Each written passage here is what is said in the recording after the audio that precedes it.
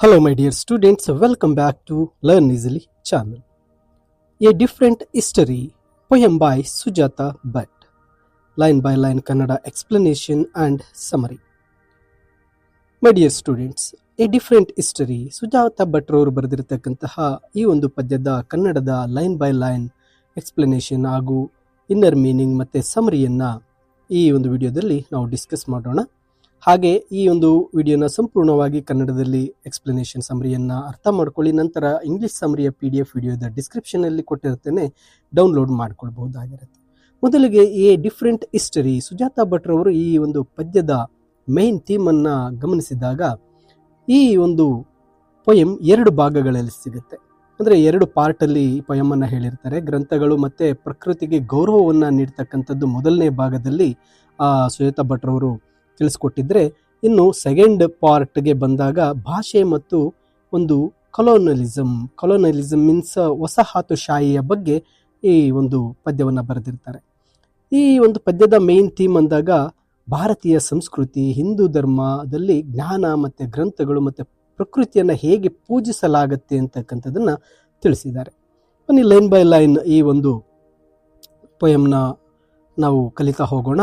ಇಲ್ಲಿ different history, ಒಂದು ವಿಭಿನ್ನವಾದಂಥ ಇತಿಹಾಸ. ಅಂದರೆ ಈ ಒಂದು ಪದ್ಯದ ಹೆಸರಿನ ಅರ್ಥ ಸಾಂಸ್ಕೃತಿಕ ಇತಿಹಾಸ, ವಸಾಹತುಶಾಹಿ ಪ್ರಭಾವ ಮತ್ತು ಕವಿ ಸುಜಾತ ಭಟ್ರವರ ವೈಯಕ್ತಿಕ ಹಿನ್ನೆಲೆಗಳ ವಿವಿಧ ದೃಷ್ಟಿಕೋನಗಳನ್ನು ಇಲ್ಲಿ ತಿಳಿಸ್ತಾ ಹೋಗ್ತಾ ಇದ್ದಾರೆ. ಎ ಡಿಫ್ರೆಂಟ್ ಹಿಸ್ಟರಿ, ಈ ಒಂದು ಕವಿತೆಯಲ್ಲಿ ನಾನು ಒಂದು ಹಿಂದೂ ದೇವತೆ ಸರಸ್ವತಿಯನ್ನು ಉಲ್ಲೇಖಿಸಿ ಆ ಜ್ಞಾನದ ಅಧಿದೇವತೆಯ ಬಗ್ಗೆ ಮಾತಾಡ್ತಾ ಇದ್ದೇನೆ ಅಂತ ಹೇಳ್ತಾರೆ. A different history. In this poem I mention the Hindu goddess Saraswati. She is the goddess of knowledge and she presides over all the fine arts, and in the India she is frequently worshipped in libraries. ಅಂದರೆ ಇವರು ಏನು ಹೇಳ್ತಾ ಇದ್ದಾರೆ ಅಂದರೆ, ಆ ಸರಸ್ವತಿ ಎಲ್ಲ ಲಲಿತ ಕಲೆಗಳಲ್ಲಿ ಮತ್ತು ಆ ಸರಸ್ವತಿ ಜ್ಞಾನದ ಆದಿದೇವತೆಯಾಗಿ ಭಾರತದಲ್ಲಿ ಅವುಗಳನ್ನು ಆ ಒಂದು ಸರಸ್ವತಿಯನ್ನು ನಾವು ಗ್ರಂಥಾಲಯಗಳಲ್ಲಿ ಪೂಜಿಸಲಾಗ್ತಾ ಇದೆ ಅಂತ ಹೇಳ್ತಾ ಇದ್ದಾರೆ. ಅಂದರೆ ಪುಸ್ತಕಗಳನ್ನು ಪವಿತ್ರವೆಂದ ನಾವು ಪರಿಗಣಿಸ್ತೇವೆ. ಇದು ಪಾಶ್ಚಾತ್ಯ ಸಂಸ್ಕೃತಿಯಲ್ಲಿ ಇರುವುದಕ್ಕಿಂತ ಭಿನ್ನವಾಗಿದೆ ಅಂತಕ್ಕಂಥದ್ದು ಈ ಪೊಯಮ್ನ ಥೀಮ್ ಆಗಿರುತ್ತೆ. ಹಾಗಾದರೆ ಇಲ್ಲಿ ಸುಜಾತ ಭಟ್ರವರು ಯಾವ ರೀತಿ ಆ ಸಾಲುಗಳನ್ನು ಹೇಳಿದ್ದಾರೆ ನೋಡೋಣ. Great Pan is not dead, he simply emigrated to India. ನೋಡಿ, ಈ ಸಾಲುಗಳಲ್ಲಿ ಹೇಳ್ತಾ ಇದ್ದಾರೆ, ಇಲ್ಲಿ ಒಂದು ಶ್ರೇಷ್ಠವಾದ ಪ್ಯಾನ್ ಸತ್ತಿಲ್ಲ, ಅವನು ಸುಲಭವಾಗಿ ವಲಸೆ ಹೋಗಿದ್ದಾನೆ, ಅದು ಭಾರತಕ್ಕೆ ಅಂತ. ಪುರಾತನ ಗ್ರೀಕ್ ಕಾಡಿನ ದೇವರು ಪ್ಯಾನ್ ಇನ್ನೂ ಜೀವಂತವಾಗಿದ್ದಾನೆ.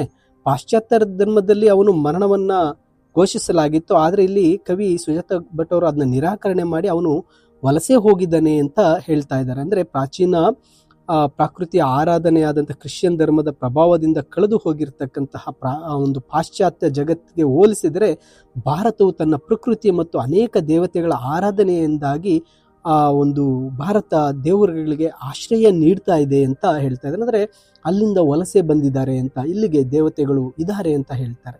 Here the gods roam freely, disguised as snakes or monkeys. Every tree is sacred and it is a sin to be rude to a book. ನೋಡಿ, ಇಲ್ಲಿ ಹೇಳ್ತಾ ಇದ್ದಾರೆ, ಇಲ್ಲಿ ದೇವರುಗಳು ಫ್ರೀಯಾಗಿ ಅಡ್ಡಾಡ್ತಾ ಇದ್ದಾರೆ, ಹಾವುಗಳು ಅಥವಾ ಕೋತಿಗಳಂತೆ ಅವರು ಮರೆಮಾಚಿದ್ದಾರೆ. ಪ್ರತಿ ಮರವು ಪವಿತ್ರವಾಗಿದೆ ಮತ್ತು ಅದು ಒಂದು ಕೆಟ್ಟ ಕೆಲಸ, ಪುಸ್ತಕಕ್ಕೆ ಅಭ್ಯಾಸವಾಗಿ ನಡೆದುಕೊಳ್ಳೋದು ಒಂದು ಕೆಟ್ಟ ಕೆಲಸ ಅಂತಕ್ಕಂಥದ್ದನ್ನ ಹೇಳ್ತಾ ಇದ್ದಾರೆ. ಅಂದರೆ ಕವಿ ಸುಜಾತ ಭಟ್ರವರು ಹೇಳಲು ಹೊರಟಿರ್ತಕ್ಕಂಥದ್ದು ಭಾರತೀಯ ಸಂಸ್ಕೃತಿಯ ಒಂದು ದೇವತೆಗಳಿಗೆ ಹೆಚ್ಚು ಸ್ವಾಗತಾರ್ಹ ಮತ್ತು ಒಂದು ಹೊಂದಿಕೊಳ್ಳುವ ಸ್ಥಳ ಆಗಿದೆ. ಹಿಂದೂ ಧರ್ಮದಲ್ಲಿ ಪ್ರಾಣಿಗಳನ್ನು ದೇವತೆಗಳ ಅವತಾರಗಳಂತ ನಾವು, ವಾಹನಗಳಂತೆ ನಾವು ಪೂಜಿಸ್ತಾ ಇದ್ದೇವೆ. ಆದ್ದರಿಂದ ಈ ಪ್ರಕೃತಿ ಮತ್ತು ದೈವತ್ವದ ನಡುವಿನ ಸಂಬಂಧ ತುಂಬ ಗಾಢವಾಗಿದೆ ಭಾರತದಲ್ಲಿ. ಅದರ ಜೊತೆಗೆ ಪ್ರಕೃತಿ ಮತ್ತು ಮರಗಳಿಗೆ ಭಾರತದಲ್ಲಿ ಧಾರ್ಮಿಕ ಗೌರವವಿದೆ. ಮರವನ್ನು ನಾಶ ಮಾಡುವುದು ಒಂದು ಪಾಪ. ಅದರ ಜೊತೆಗೆ ಆ ಒಂದು ಪುಸ್ತಕ ಏನಿದೆ, ಜ್ಞಾನ ಮತ್ತು ವಿದ್ಯೆಗೆ ಹೆಚ್ಚಿನ ಗೌರವವಿದೆ. ಪುಸ್ತಕವನ್ನು ಜ್ಞಾನದ ದೇವತೆ ಸರಸ್ವತಿ ಅಂತ ನಾವು ಪರಿಗಣಿಸ್ತಾ ಇದ್ದೇವೆ ಅಂತಕ್ಕಂಥದ್ದನ್ನು ಹೇಳ್ತಾ, ಆ ಪುಸ್ತಕಕ್ಕೆ ನಾವು ಅಸಭ್ಯವಾಗಿ ನಡೆದುಕೋಬಾರ್ದು ಅನ್ನೋದನ್ನ ಹೇಳ್ತಾರೆ.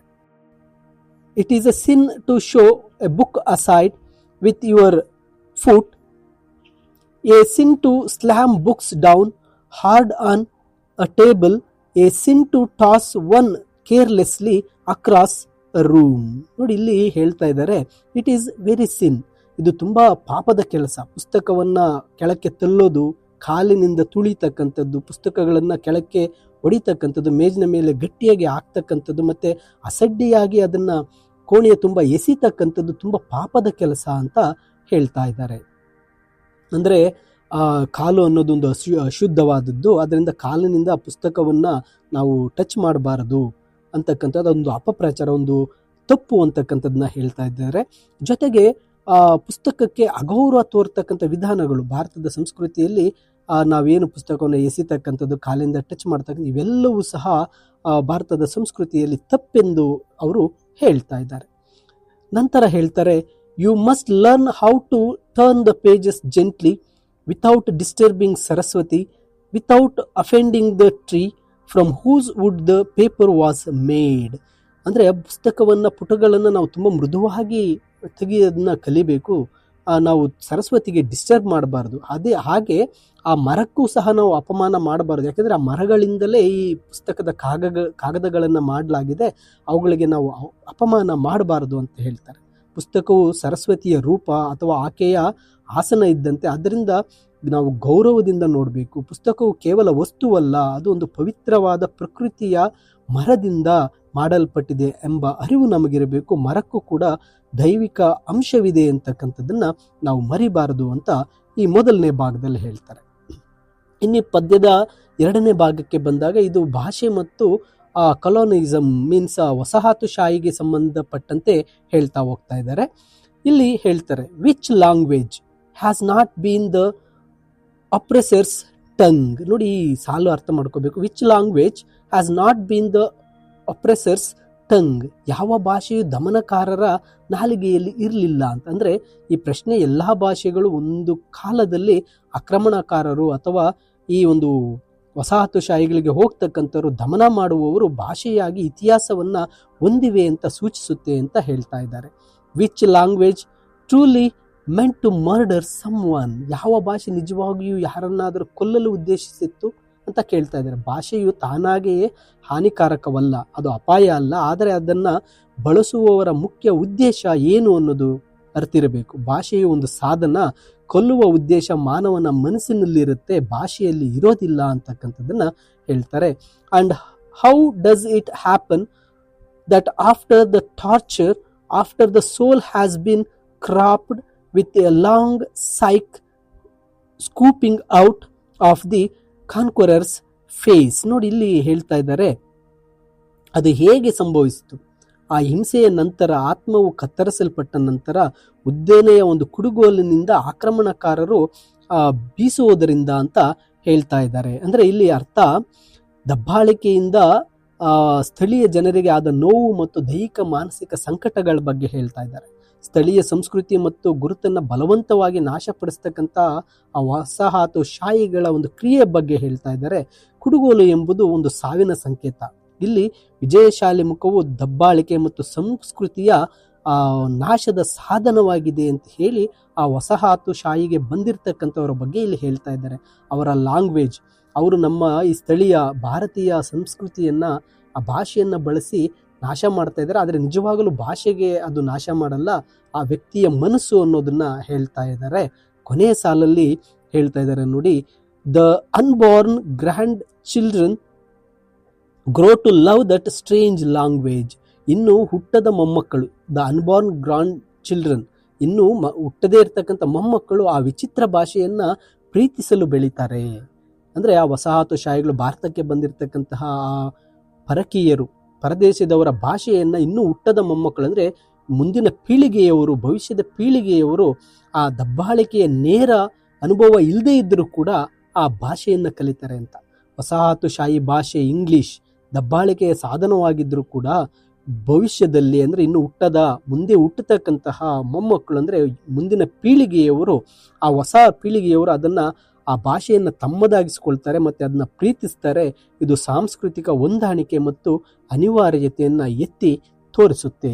ನೋಡಿ, ಈ ಪದ್ಯದ ಮೂಲಕ ವಸಾಹತುಶಾಹಿಯಲ್ಲಿ ಅವರು ಹೇಳಿರ್ತಕ್ಕಂಥದ್ದು ಭಾಷೆಯ ಬಗ್ಗೆ. ಆ ಭಾಷೆಗೆ ನಿಜವಾಗ್ಲೂ ಯಾರನ್ನು ಕೊಲ್ಲುವ, ನಾಶ ಮಾಡುವ ಗುಣ ಇಲ್ಲ, ಅದು ಮನುಷ್ಯನ ಮನಸ್ಸಿನಲ್ಲಿರುತ್ತೆ.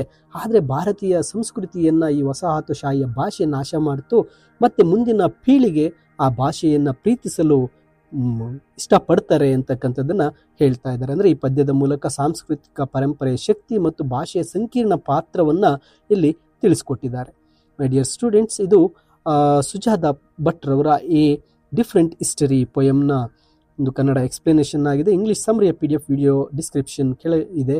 ಆ ಲಿಂಕನ್ನು ಕ್ಲಿಕ್ ಮಾಡಿ ನೀವು PDF ಅನ್ನು ಡೌನ್ಲೋಡ್ ಮಾಡ್ಕೊಳ್ಳಿ. ವಿಡಿಯೋ ಇಷ್ಟ ಆಗಿದರೆ ಲೈಕ್ ಮಾಡಿ, ನಿಮ್ಮ ಸ್ನೇಹಿತರಿಗೆ ತಪ್ಪದೆ ವಿಡಿಯೋನ ಶೇರ್ ಮಾಡಿ, ಲರ್ನ್ ಈಸಿಲಿ ಚಾನಲ್ಗೆ ಸಬ್ಸ್ಕ್ರೈಬ್ ಮಾಡ್ಕೊಳ್ಳೋಕ್ಕೆ ತಿಳಿಸಿ. Thank you for watching this video and keep watching videos in Learn Easily Hub. Thank you.